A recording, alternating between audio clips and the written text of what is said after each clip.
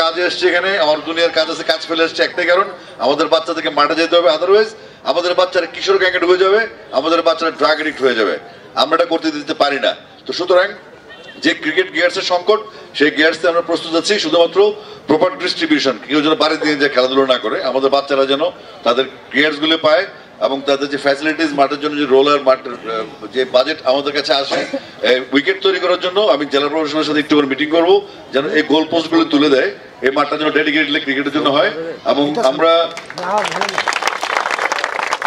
এখানে canopy system 2টা ইয়ার room করা যেতে পারে, এটা আমি আমাকে যদি লিখিত দেন যে প্লেয়ারদের বসার জন্য যে ডাকআউটের মতো যেটা থাকে, ওর সাথে আমরা ড্রেসিং রুম বা ওয়াশরুম করে দিতে পারি, কোনো অসুবিধা নেই, এটা আমরা পিসিবি থেকে আপনাকে প্রোভাইড করতে পারবো, এটা সম্ভব। মানে একটা ক্রিকেট মাঠকে একটা টুর্নামেন্ট চালানোর জন্য, ছেলেদের এবং মেয়েদের টুর্নামেন্ট চালানোর জন্য যে যে ফ্যাসিলিটিস দরকার সেগুলো দেওয়ার জন্য আমি প্রস্তুত হয়ে এসেছি এখানে। আপনারা যত তাড়াতাড়ি করবেন তত তাড়াতাড়ি আপনারা পেয়ে যাবেন।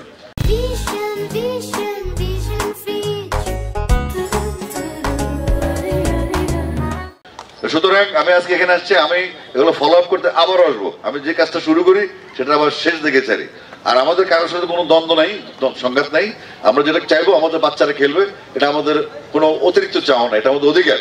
আমাদের বাচ্চারা খেলবে, যে যেটা পছন্দ করে সে সেটা খেলবে, যার যেখানে মেধা আছে সেখানে তার মেধা বিকশিত হবে।